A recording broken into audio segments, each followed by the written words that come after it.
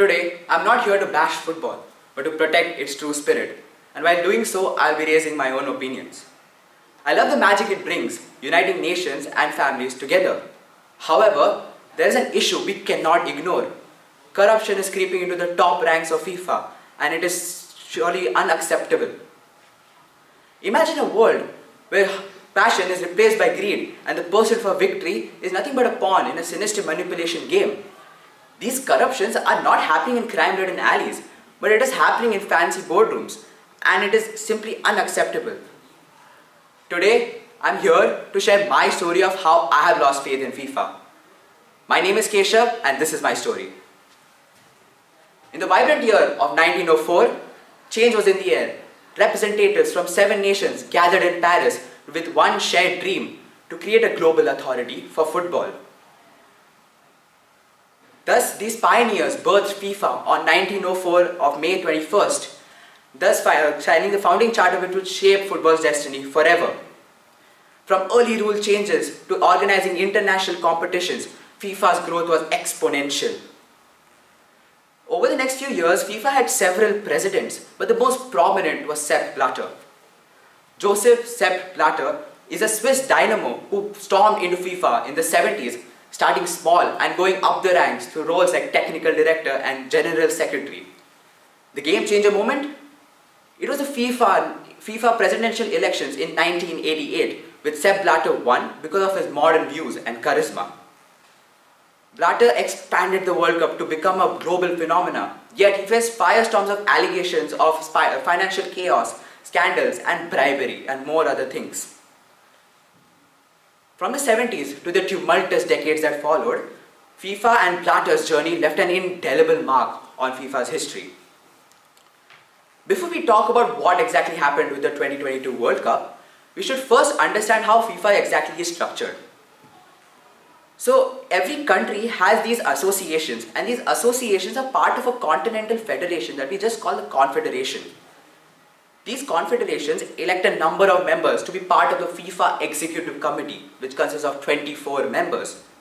It is the decision of this Executive Committee who decides the hosting nation for the World Cup. FIFA is geographically split into 6 confederations, namely covering Europe, the UEFA, South America, the CONMEBOL, North America, Central America and the Caribbean, the CONCACAF, Asia, the AFC, Africa, the CAF, and Oceania, the OFC. Now let's fast forward a bit to 64 years later and we'll reach 2010. We all remember the buzz that was growing around who's going to host the 2018 and 2022 World Cup, right? Which, as we know, Russia and Qatar got those hosting rights. Russia and Qatar getting the hosting rights was not originally in the playbook, and these countries did not have footballing conditions to participate in the World Cup and to create the World Cup. Now picture this. FIFA under Sepp Blatter's presidency drops a bombshell by announcing both host nations together. Why the drama? Allegedly, it was increasing TV income and also personal income boost for the aging FIFA members. There were rumors flowing that these aging FIFA members wanted to cash in more money through bribery and other unethical means so that they can earn more money before they could retire. Before the big reveal in 2010, 2 of the 24 executive committee members lost their job due to bribery problems.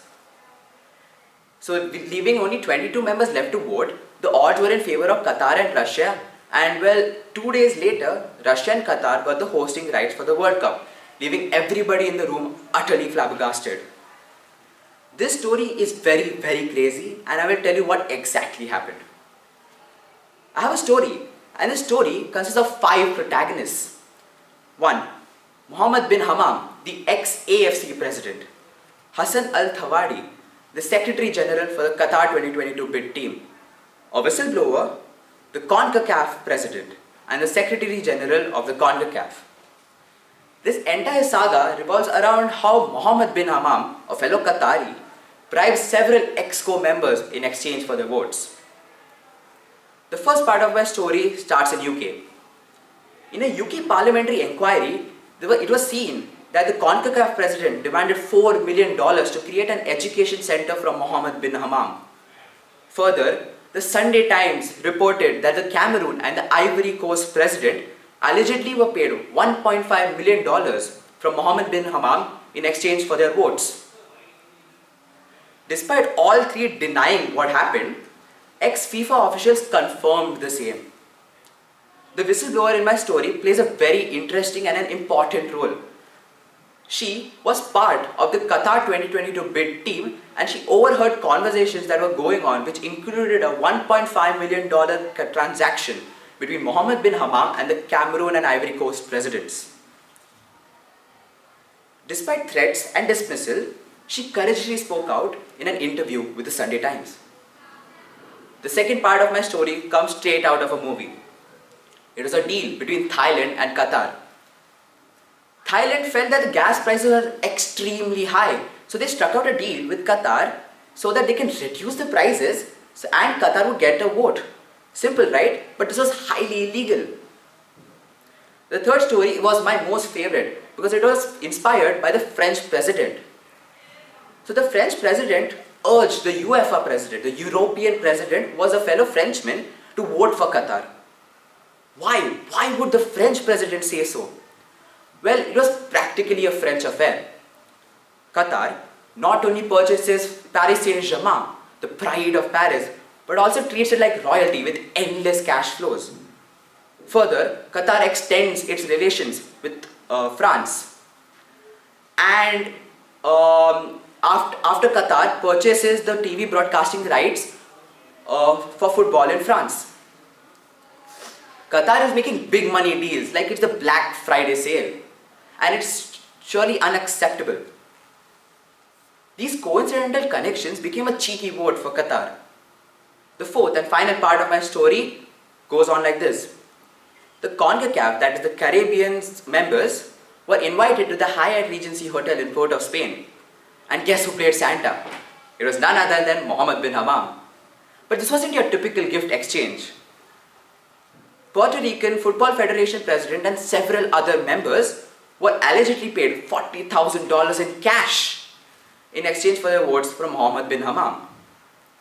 Though there were many people who did not accept this bribe, and later they did expose the scandal, which was very good of them. Talk about drama, secret meetings, mysterious rewards and betrayals rival any other blockbuster movie series. Who needs fiction when the truth offers things like these? The world is truly crazy, guys. On May 27, 2015, the US Department of Justice revealed a 47-count indictment against 7 FIFA executive members with cases spanning over 2 decades. Further, there were cases including racketeering against 7 other sports marketing officials dating back to 1991 who addressed the corruption of FIFA. FIFA's corruption and scandal was finally exposed. Despite sharing a wealth of information, I have not touched upon how fans, including myself, feel. 2 words encapsulated: anger and disgust. FIFA, once an organization, a non-profit organization built upon to make the world a better place, revealed itself as corrupt, earning money through unethical means. By the time these cases surfaced, corruption was deep-rooted into FIFA. Human psychology, driven by the allure of money, played a very important role. Like gambling and investing, these people, these members knew what risk they were getting themselves into, but they just could not resist the love for money. Blame lies with those who were involved. But it's not solely their problem, isn't it? It's solely not their fault. Lack of training to resist such practices is crucial. Thus, I urge FIFA and nations to provide proper training to members to resist such illegal activities. Disgust and anger extends to the Qatar Football Federation for their treatment of fans. Beyond corruption, Qatar's zero tolerance policy against the LGBTQ+ community is disheartening. Further, Qatar invites about 10,000 guest workers from Nepal and Bhutan, which resulted in about thousands of deaths due to poor conditions. The absurdity of such a resource-rich nation providing such poor conditions is alarming and disheartening. FIFA's denial and Qatar's brush-off, despite awareness of the grim reality, adds to the frustration. My suggestion to Qatar is to step up as a responsible nation, address the mistakes and acknowledge whatever they have done and not deny them. With this, I conclude my speech. Thank you all and have a good day.